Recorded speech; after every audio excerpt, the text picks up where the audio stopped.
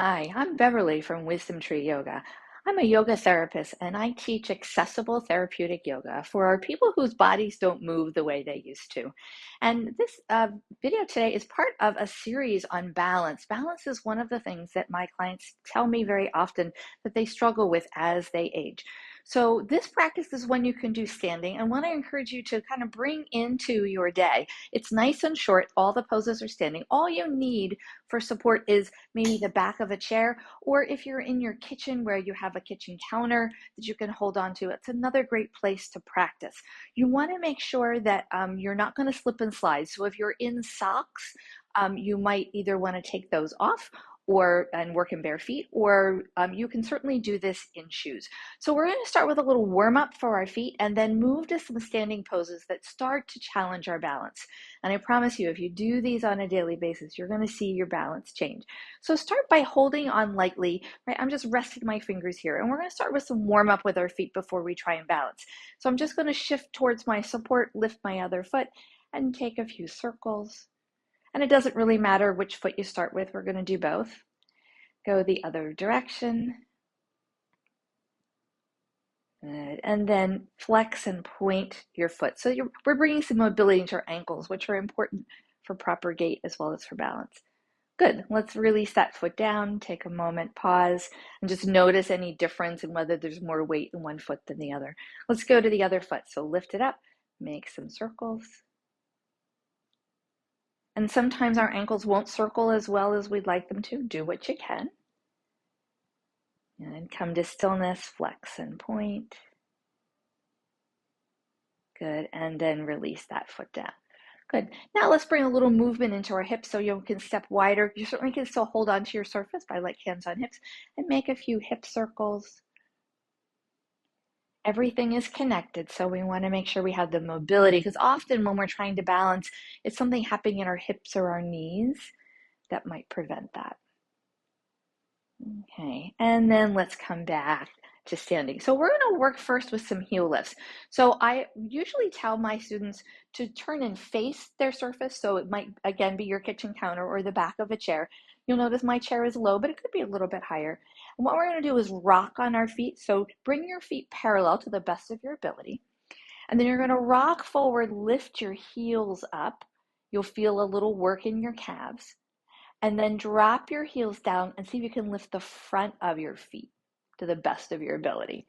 So toes down, lift your heels. So we're balancing on both feet, heels down, and lift your toes. Let's try adding an arm here. So as I rock up, I'm going to just lift one arm up. I'm just going to take it to like a cactus or a goalpost and then lower it back down. So I have a little less contact. Let's do the other arm.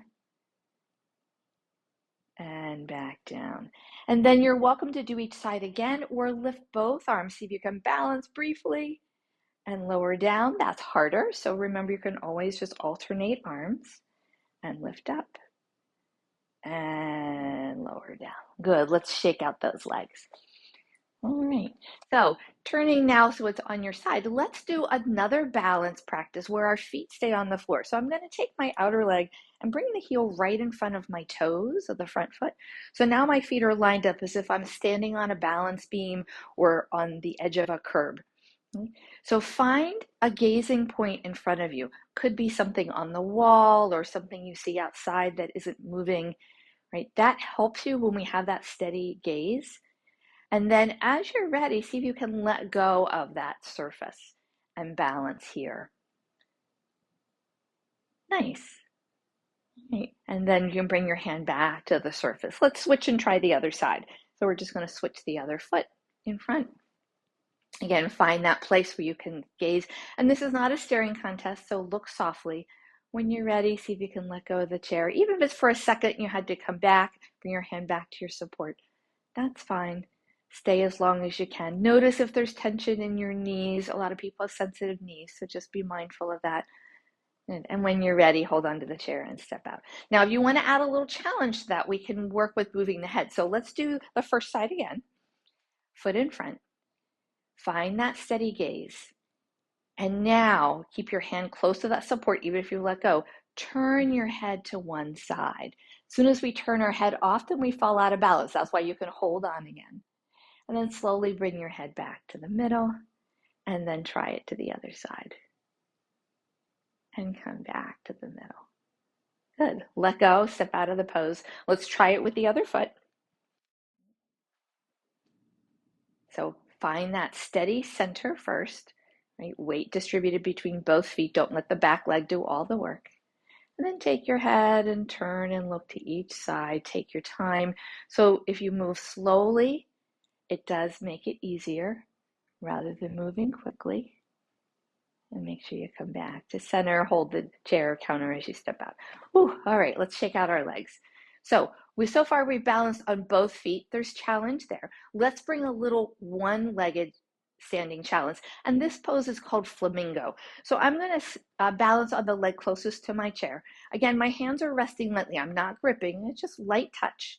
And I'm going to bend my outer knee and start to lift it. Now, if you can lift it up as high as your hip, I would encourage you to do that. If your knee or hip don't allow for that and your toes have to hover on the floor, that's fine too. Again, find your gazing point and then start to tap the counter or the chair.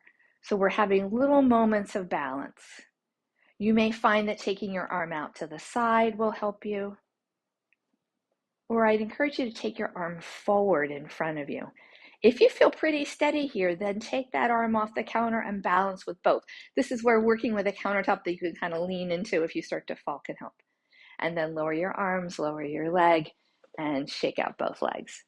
All right, I would turn my body, but I don't want to take my back to you, so I'm just going to turn my chair here so I can do the other side because I really want it on the balancing leg side just for that added mental security.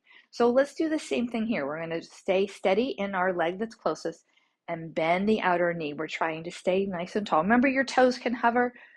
Right? If you can lift that knee, that helps to strengthen these muscles, which will help with any knee issues you might be having. Start to tap the chair. You want to take your arm out to the side if that helps you with balance. And then take that arm forward. And then you can either just stay here or take both arms forward, balance. If your toes have to come down and touch and then lift back up, you can. If you need to lean into your chair or counter.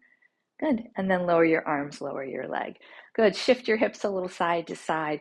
And then holding on to the back of the chair or the counter, walk back, create an upside down L. This is called downward facing dog.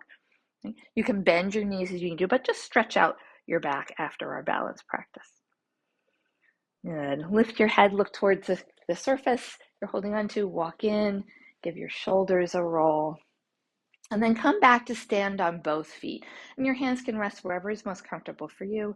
Soften your gaze towards the floor or close your eyes and just notice how you feel after that little bit of balance practice. Great. So balance practice, right, also is weight bearing on our legs, so that's going to help our bone health as well. So there's lots of reasons to practice balance every day. Give this a try. Try and do it maybe 2 or 3 times a week if you can. It's short and easy. And then leave me a comment. Let me know what you think, or if you have questions. I would love to hear from you. Take care. Have a great day, and I'll see you next time. Be well.